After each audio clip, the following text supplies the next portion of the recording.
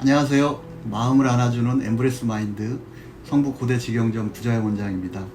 지난 시간에는 감각통합에 대해서 이야기를 나눠보았는데요. 이번 시간에는 자폐 아동의 특징에 대해서 이야기해 보도록 하겠습니다. 센터를 운영하면서 혹시 우리 아이가 자폐일까 하는 보호자분들의 걱정을 많이 듣게 되었는데요. 발달이 느린 친구들에게서 나타나는 여러 가지 문제들 중에서도 눈맞춤, 호명 반응, 상호작용의 어려움을 나타내는 아동들이 늘어나고 있습니다. 그 우려가 더 커지고 있는 것 같습니다. 자, 그럼 지금부터 자폐 아동에 대해서 이야기를 나눠보도록 하겠습니다. 먼저 자폐 아동의 특징을 DSM-5를 통해 알아보도록 할 텐데요. 자폐 아동으로 분류되는 대표적인 특징으로 사회적 의사소통 및 사회적 상호작용의 지속적인 결함, 제한적이고 반복적인 행동이나 흥미, 활동이 있으며 이러한 증상은 반드시 초기 발달 시기부터 나타나야 합니다. 또한 자폐 증상은 사회적, 직업적 또는 다른 중요한 현재의 기능 영역에서 임상적으로 뚜렷한 손상을 초래하게 됩니다. 자폐증은 지적장애 또는 전반적 발달 지연으로 더 잘 설명되지 않으며 지적장애와 자폐 스펙트럼 장애는 자주 동반되는 경우가 많습니다. 자폐 스펙트럼 장애와 지적장애를 함께 진단하기 위해서는 사회적 의사소통이 전반적인 발달 수준에 기대되는 것보다 저하되어야 합니다. 이때 자폐 아동의 진단에 앞서 주의해야 할 점으로 DSM-5 진단기준상 자폐성 장애, 아스퍼거 장애 또는 달리 분류되지 않는 광범위성 발달 장애로 진단된 경우에서는 자폐 스펙트럼 장애의 진단이 내려져야 하며 자폐 아동의 특징인 사회적 의사소통에 뚜렷한 결함이 있으나 자폐 스펙트럼 장애의 다른 진단 항목을 만족하지 않는 경우에는 아동의 정확한 진단을 위하여 사회적 의사소통 장애로 평가해야 합니다. 자폐 아동의 작업 수행 영역을 살펴보면 먼저 사회 참여의 경우 모방, 의사소통 능력, 친구들과 유사한 흥미를 공유하는 것, 가장과 상상력 놀이를 하는 것에 어려움을 보입니다. 자폐 아동들의 우정에는 한계가 있으며 우정의 의미를 이해하는데 어려움과 외로움을 느끼는 경우가 많습니다. 자폐 아동은 이러한 사회 기술의 어려움으로 인해 또래 친구들과의 의사소통에 어려움을 보일 수 있습니다. 놀이의 경우 사물에 대한 극단적인 집착과 비정상적인 사용이 두드러집니다. 시각 탐색, 사물의 형태에 집착, 사물 사용에 대한 창조성과 융통성의 제한, 사물에 대한 반복적인 사용을 특징적으로 보입니다. 아동의 또래 연령대에서 기대할 수 있는 감각운동 놀이와는 다른 감각 탐색을 하며 정상 발달 아동들보다 더 탐색적으로 놀이하는 모습을 볼 수 있는데요.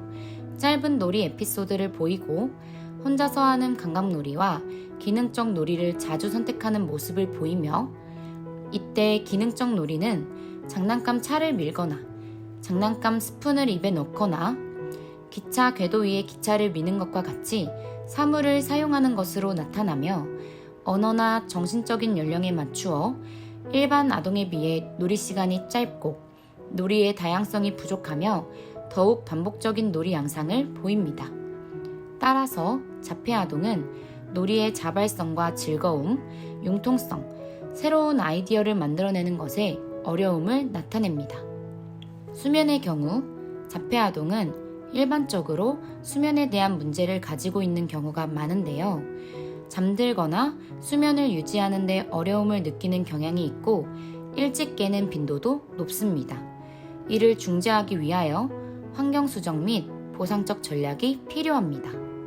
일상생활 활동의 경우 자폐 아동의 자조활동은 행동을 패턴화시키기 때문에 여러 자기관리 기술을 독립적으로 수행하고 배우는데 자조활동의 수행이 지연되며 그 중에서도 특히 대소변 활동과 식사 활동에서 어려움이 두드러집니다. 이 중에서도 옷 입기, 목욕하기, 식사하기, 구강관리, 대소변은 부분적으로 감각 처리의 어려움과 관련되어 있으므로 전문가와의 상담이 필요합니다. 수행 패턴의 경우 자폐아동은 제한되고 반복적인 행동을 특징으로 보이는데요. 이러한 행동은 일상적이고 예측 가능한 활동에 대한 특별한 욕구가 있기 때문입니다. 그러나 이는 가족이 행하는 일상적인 일과를 발달시키는데 상당한 영향을 미칠 수 있게 됩니다.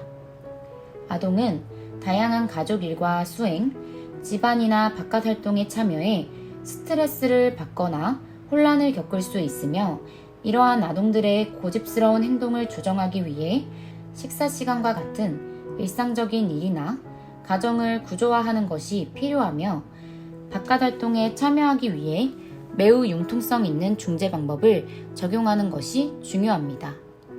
감각처리 장애를 가지고 있는 자폐 아동에게서 흔히 볼 수 있는 3가지 감각처리 저하에 대해 이야기해 보겠습니다. 감각 입력이 아동의 뇌에 정확하게 등록되지 않는 경우 전혀 어떤 것에 집중하지 못하다가도 다른 시간에는 과잉 반응을 보이거나 잘 입력된 감각을 조절하지 못할 수 있습니다.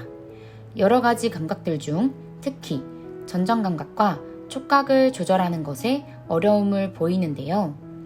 따라서 중력 불안이나 촉각 방어가 있을 수 있습니다. 자폐 아동은 자신이 하고자 하는 것, 특히 새로운 것이나 다른 것을 하고자 하는 의지를 담당하는 뇌의 부위를 충분히 작동하지 못하게 합니다. 따라서 일반적으로 목적적이고 건설적이라고 생각하는 어떤 것을 하고자 하지도 않고 관심도 없는 것처럼 보입니다. 자폐 아동은 종종 적당한 자극의 감각 입력이 주어지면 입력된 감각을 등록하려고 시도하기도 합니다. 감각통합 접근을 이용한 치료는 아동이 감각 등록을 할 수 있도록 자극을 제공해주며 치료 동안 경험하는 운동의 즐거움은 아동에게 동기부여를 해주고 뇌가 다른 입력된 감각, 특히 시각 정보를 처리할 수 있도록 도와줍니다. 또한 자폐 아동은 움직이는 활동을 하는 동안이나 하고 난 직후에 치료사와 눈맞춤을 더 많이 하게 됩니다. 자폐 아동의 뇌는 감각 등록뿐만 아니라 감각 조절에도 어려움을 보입니다.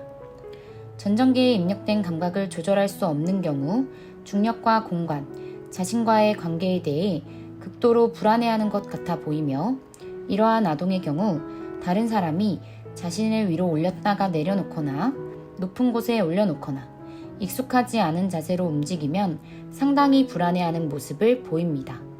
자폐 아동의 대부분이 다른 감각이 매우 강할지라도 많은 촉각 감각을 등록하지 않거나 촉각 감각을 등록은 하지만 방어적인 반응을 보이기도 합니다.